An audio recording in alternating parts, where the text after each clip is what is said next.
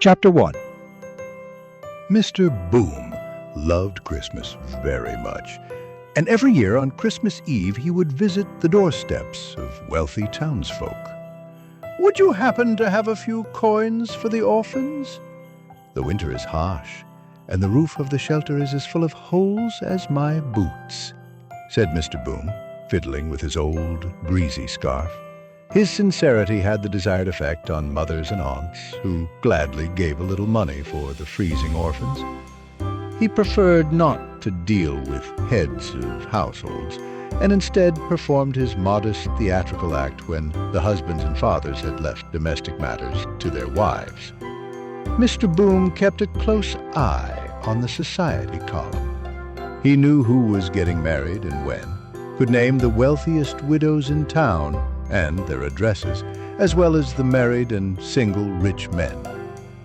Over time, his stories became more convincing, his facial expressions more touching, and his pockets heavier. For this Christmas, Mr. Boom prepared in advance and acquired a cane which, according to him, helped with sudden weakness and pain in his knee.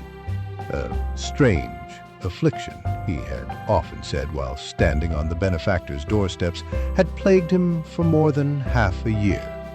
Of course, he couldn't afford a doctor, as every last coin went to the benefit of the forgotten children.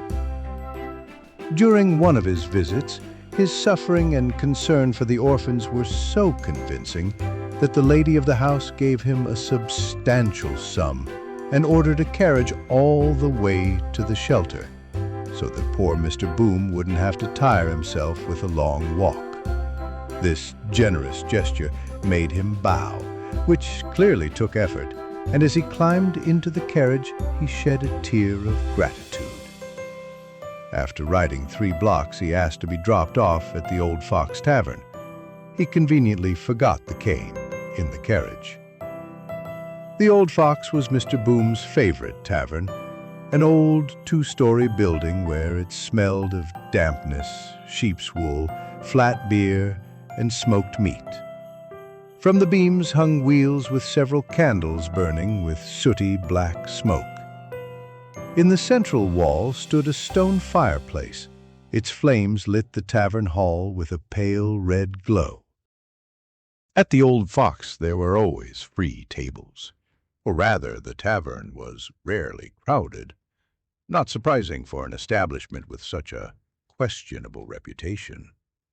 The beer was watered down, chicken was passed off as pork or beef, and the cheese was stale with a hint of mold.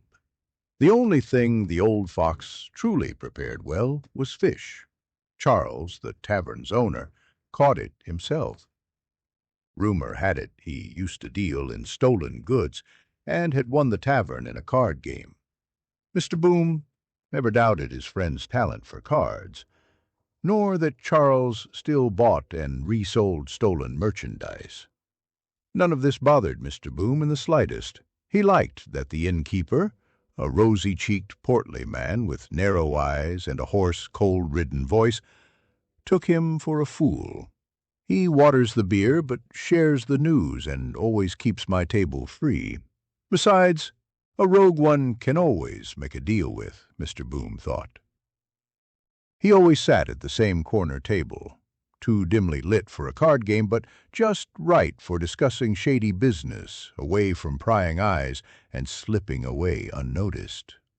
This time, cheerful and quite pleased with his little stunt involving the cane and the affliction, Mr. Boom entered the tavern, and to his surprise, saw that his table was taken.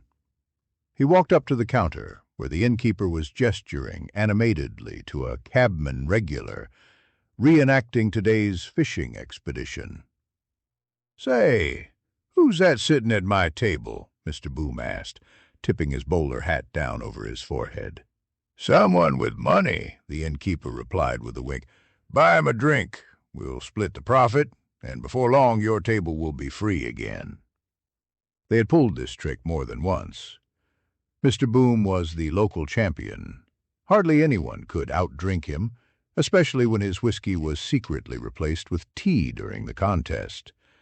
That said, Mr. Boom doubted the uninvited guest had come for cheap thrills and watered-down drinks, unlike the usual clientele of the old fox. He headed to his table to join the interloper. "Merry Christmas! Allow me to introduce myself." "Mr. Boom, would you like to earn some money?" the stranger interrupted. He couldn't have been older than 35, dark-haired, of average height, lean, with unusually long and agile arms. His nose was sharp, eyes dark and lively, lips thin.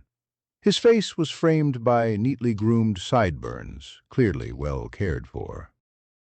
It was the sly smile of a street magician, the kind who distracts you with his right hand while the left rifles through your pockets. As he took a seat on the bench, Mr. Boom realized that the evening in the company of such a character was bound to be an interesting one. Charles brought over 2 mugs of beer and winked as he walked away.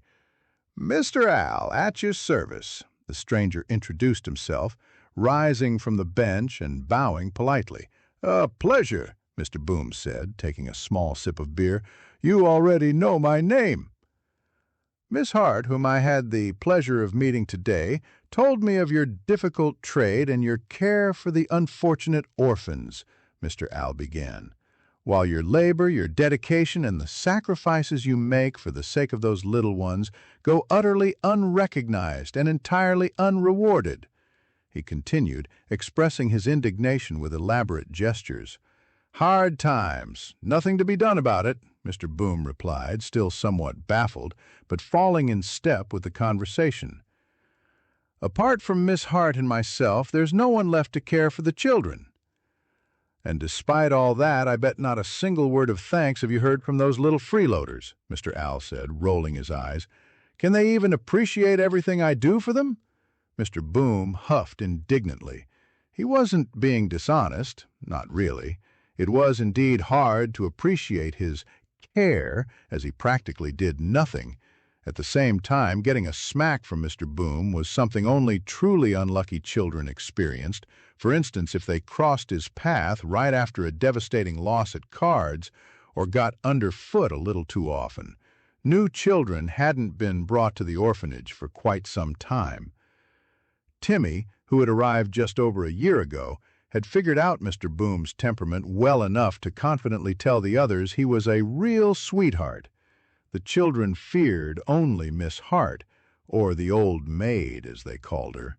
The head of the orphanage was known for her foul temper and fondness for punishment.